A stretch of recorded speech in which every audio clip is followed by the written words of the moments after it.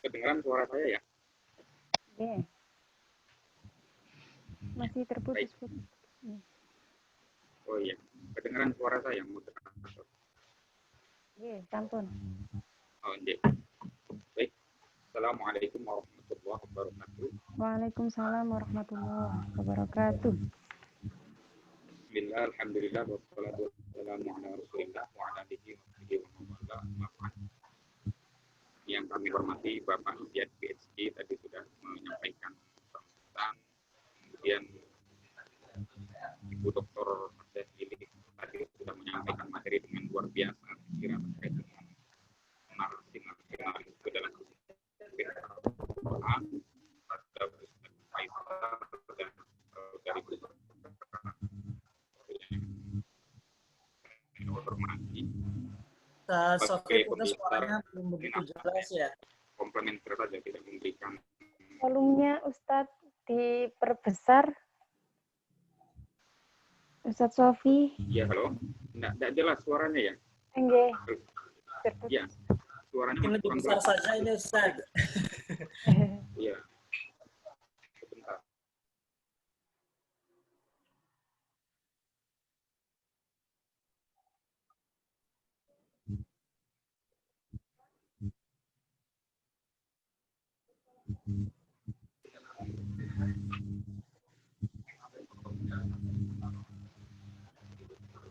Halo. Halo, sudah mendengar suara saya?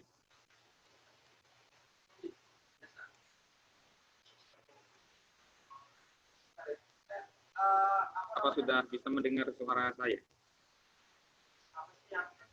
Nggih. Bisa dilanjut, nggih. Suaranya jelas ya, moderator?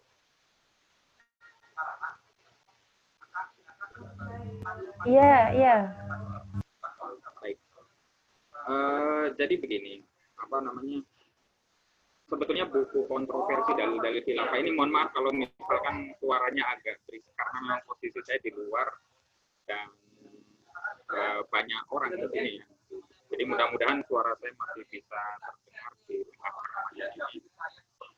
Jadi nasionalisme dalam perspektif Al-Quran ini saya kira adalah sesuatu yang menarik untuk diungkap secara lebih dalam. Kenapa? Karena kalau saya boleh yang sudah dikatakan oleh guru saya, Kiai Haji Hafizuddin Majid, beliau adalah salah satu pakar usul fikih di Pondok Pesantren Salafi Syafi'iyah Porojo Situbondo. Beliau menyatakan bahwa ketika terjadi perbedaan umat di dalam memahami ajaran, itu sesungguhnya bermuara kepada perbedaan para ulama di dalam memahami teks-teks korpus syariah. Nah, terjadinya perbedaan di dalam memahami teks korpus syariah itu sesungguhnya berangkat karena kawaid atau ilmu-ilmu di dalam memahami Al-Quran dan hadis itu ternyata mereka juga berbeda di dalam memahaminya. Sebagai contoh gini, apa namanya? Mungkin di kalangan pesantren kita sudah terbiasa misalnya mengkaji satu tafsir yang sangat populer sekali sangat populer dikaji di pesantren, tafsir Al-Jalalain yang dikarang oleh Jalaluddin Al-Mahalli dan juga Jalaluddin As-Suyuti. Misalnya di dalam tafsir Al-Jalalain ini ada satu pernyataan yang menjelaskan tentang ayat-ayat tentang kital misalnya. Jadi menarik. Di tafsir itu dijelaskan, misalkan ada ayat-ayat tentang asilem, perdamaian, itu selalu saja ada komentar dari mufassir menyatakan bahwa hadhil ayat mansukhatun bi ayatil qital. Ini realitas yang tidak bisa dipungkiri. Jadi seakan-akan ayat-ayat yang menyatakan tentang perdamaian itu selalu saja dianggap sebagai ayat-ayat yang mansukh atau tidak lagi bisa digunakan setelah turunnya ayat-ayat tentang kitab, tentang tentang peperangan dan seterusnya. Nah, saya kira ini menjadi problematis. Kenapa problematis? Karena nyatanya dialektika yang terjadi di dalam memahami Al-Quran itu ternyata memang pangkalnya adalah adanya satu teori nasikh mansukh yang problematis digunakan di lingkungan di lingkungan umat Islam. Sehingga seakan-akan menyatakan bahwa akhir perjuangan umat Islam itu harus selalu diakhiri dengan peperangan dan seterusnya. Karena dianggap ayat-ayat peperangan itu adalah ayat-ayat yang menghapus keberlakuan ayat-ayat tentang asil. Nah, begitu. Nah, ini menarik. Dari sini kemudian saya mencoba untuk menulis satu buku namanya Kontroversi Dalil Khilafah. Kontroversi Dalil Khilafah ini alhamdulillah sudah dibedah di berbagai tempat. Terakhir di Malaysia 2018 di Kebangsaan. Saya menemukan fakta menarik bahwa ternyata sesungguhnya kalau kita membaca teks syariat secara keseluruhan, itu memang tidak bisa dipungkiri bahwa teks-teks syariat itu adalah teks yang memuat segala hal yang menyatakan terhadap dasar-dasar segala sesuatu yang terkait dengan kehidupan umat manusia, seperti itu. Makanya kalau kita kaji misalnya apa yang dikatakan oleh Imam Asy-Syafi'i misalnya, beliau menyatakan "Walaysa tanzilu li ahadin min ahli dinillahi nazilatun illa wa fi kitabillahi dalilu ala sabilil huda fiha." Jadi tidak mungkin akan terjadi suatu kejadian yang dialami oleh umat manusia illa wa fi kitabillahi dalilu ala sabilil huda fiha, kecuali pasti dijelaskan petunjuknya di dalam Alkitab. Yang dimaksud di sini adalah Al-Quran. Jadi saya membaca bahwa sesungguhnya kalau kita melihat dalam 3 paradigma pembacaan teks tafsir, teks-teks Al-Quran, teks korpus syariah, paradigma pertama yang harus kita pahami adalah bahwa teks itu bersifat nasyi.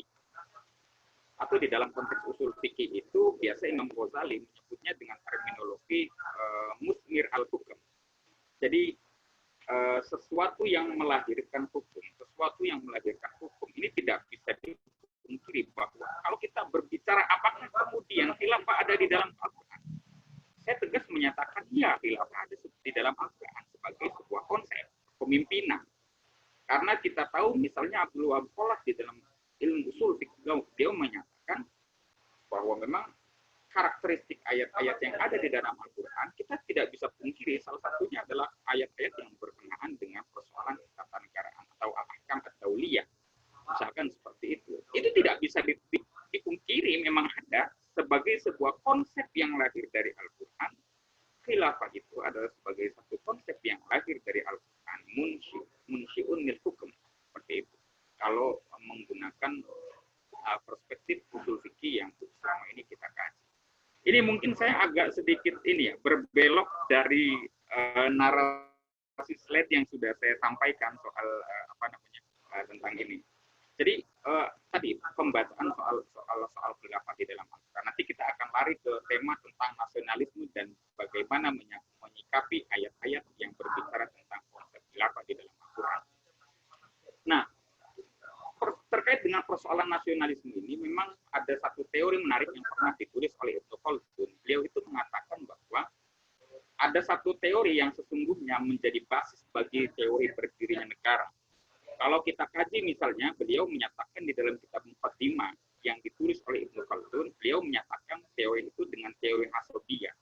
Jadi asobiyah itu sebagai sebuah teori menurut Ibnu Khaldun, itu sesungguhnya dia adalah suatu rasa cinta seorang individu, kebanggaan terhadap komunitas berdasarkan ras dan golongannya, sehingga dia melahirkan rasa tanggung jawab solidaritas antar satu individu dengan individu yang lain berdasarkan kesatuan ras tadi.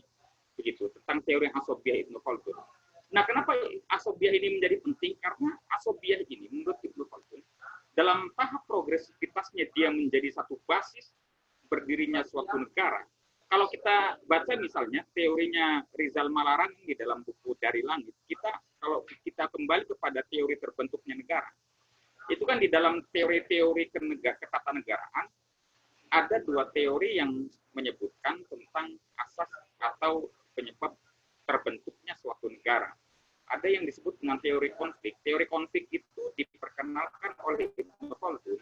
Ibnu Khaldun menyatakan suatu negara itu terbentuk karena berawal dari terjadinya penaklukan yang terjadi antara satu suku dengan suku yang lain karena terjadinya penaklukan untuk memperebutkan sumber daya, entah itu air dan seterusnya. Sehingga ada kesadaran dari satu suku suku dengan suku yang lain untuk saling merekatkan. Nah, dengan adanya basis asobia tadi, entah itu kesatuan suku, kesatuan misalnya Arab sentris misalnya, mereka kemudian membentuk satu ikatan wilayah yang sangat luas. Itu terbentuklah negara dalam rangka untuk menghindari terjadinya penaklukan dari suku-suku yang lain. Ini teori konflik ini diperkenalkan oleh Ibnu Khaldun. Sementara teori terbentuknya negara yang kedua itu adalah teori yang diperkenalkan oleh Aristoteles, misalnya, yang menyatakan tentang teori integratif, bahwa negara itu berdiri karena adanya kesepakatan kerjasama antar satu komunitas yang sangat besar untuk merealisasikan tujuan-tujuan bernegara. Itu teori tadi. Nah, terkait dengan asobiah ini, nanti konteks dia larinya menjadi teori nasionalisme yang sesungguhnya patut untuk dijadikan sebagai dasar NKRI, kalau kita boleh katakan NKRI ini, sebagai negara yang sah. Karena Ibnu Khaldun menyatakan asobiah itu justru di dalam aspek yang sangat fundamental itu justru berdiri sebagai aspek untuk memperkuat gagasan keberagamaan. Kalau kita lihat misalnya di dalam slide berikutnya, jadi konstruk asobiah yang dikatakan oleh Ibnu Khaldun itu berbasis pada 3 hal. Yang pertama adalah konstruk asobiah dalam konteks keagamaan, yaitu ad-diniyah. Jadi keberhasilan penyebaran ajaran agama itu sangat dipengaruhi oleh asobiah.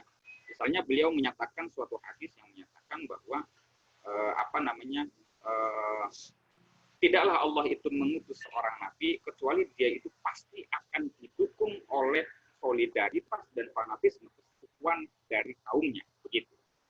Nah, ini juga kemudian tafsiran ini ada yang menyatakan bahwa tidak mungkin Allah itu menurunkan seorang nabi atau rasul kecuali nabi dan rasul ini pasti berasal dari suku yang paling dihormati dan yang paling kuat di masyarakat. Nah, itu kita lihat misalnya di dalam tradisi-tradisi umat Islam, teori-teori ini kemudian dikenal dengan teori imamah yang berasal dari Quraisy dan seterusnya. Kita menemukan ada hadis misalnya al-a'immatu min Quraisyin, kan begitu ya. Hadis itu sebagai hadis yang sahih yang tidak disepakati oleh para ulama tentang otentisitasnya. Akan tetapi teori tentang Quraisy ini, kalau kita membaca pemikiran Diauddin Ar-Ra'i, sesungguhnya yang dimaksud di situ kepala negara bukan berarti dia harus memiliki darah Quraisy, bukan. Tapi dia harus berasal dari klan terkuat di masanya. Kenapa? Karena ini terkait dengan tadi, seperti yang saya katakan di awal, berdirinya negara Arab, bangsa-bangsa Arab, itu karena terjadinya konflik. Nah, Quraisy harus menempati sebagai posisi tertinggi di dalam sistem kepemimpinan, karena sesungguhnya itu akan menjaga eksistensi negara. Nah, teori Diauddin Ar-Ra'i kalau dalam konteks Indonesia itu sesungguhnya sudah bisa diadopsi dengan sistem presidensial threshold misalnya. Jadi seorang calon kepala negara minimal dia harus didukung oleh 20% dari partai politik atau gabungan partai politik. Saya kira itu kan salah satu spirit yang diambil sebagai representasi dari bagaimana menggunakan teori Quraisy itu dalam konteks kebangsaan dan kenegaraan di dalam NKRI.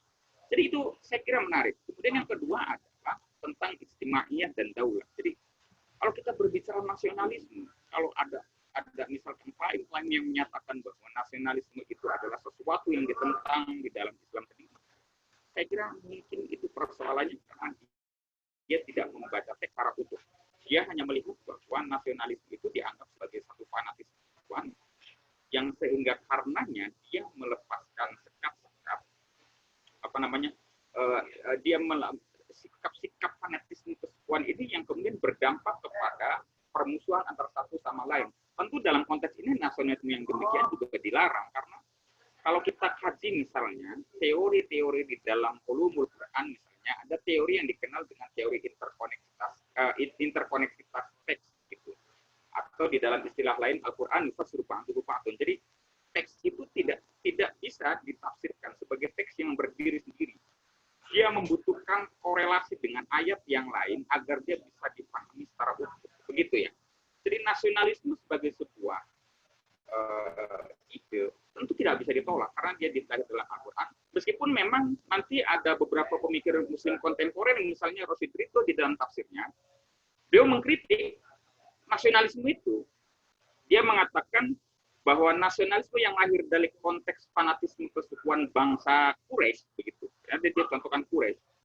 itu sesungguhnya sesuatu yang bertentangan dengan nilai Al-Quran.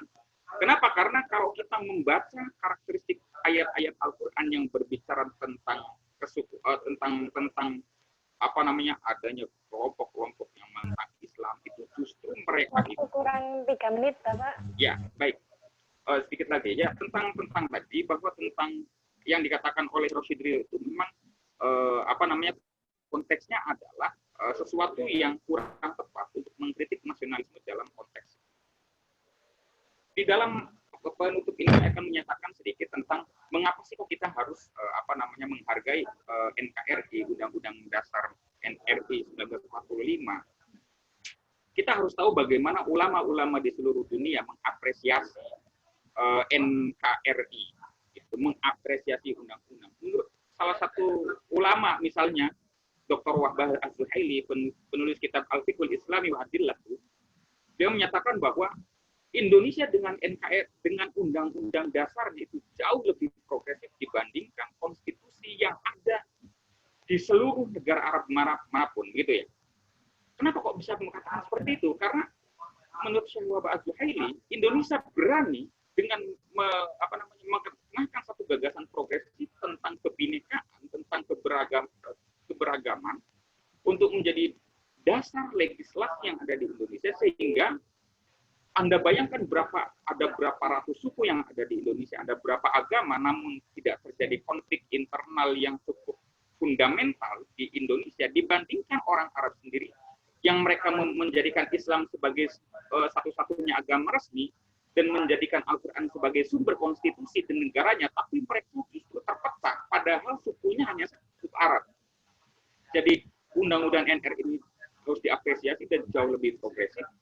Di akhir kesempatan, saya menyatakan bahwa tentang nasionalisme, wawasan kebangsaan yang terkodifikasi dalam undang-undang itu sudah tidak perlu diragukan lagi. Sudah selesai.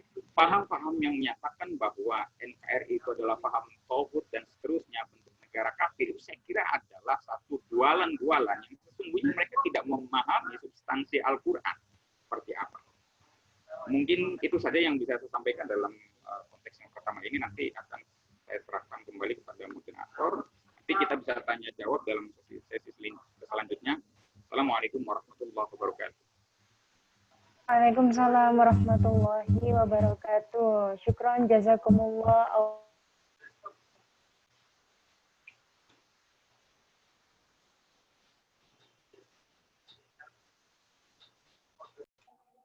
Syukran jazakumullah afarul jaza Ustadz Muhammad Shofie. Beliau menjelaskan tentang nasionalisme dalam beberapa konsep, diantaranya adalah konsep keumatan dalam Al-Quran. Hadirin audiens yang dirahmati oleh Allah, telah usai kajian dari para pemateri yang luar biasa. Dan pada sesi kali ini kami akan membuka tanya jawab. Kepada audiens yang ingin bertanya, dipersilahkan untuk menyebutkan identitas. Pertanyaan boleh diajukan dengan singkat, padat, dan jelas. Dan nanti kami akan memberikan hadiah terbaik bagi penanya yang akan dipilih oleh pembicara. Hadiahnya berupa pulsa persembahan dari Fafasel. Insya Allah acara ini kami tutup pada pukul 15.30 audiens. Oleh karena itu kami buka sesi tanya jawab. Silahkan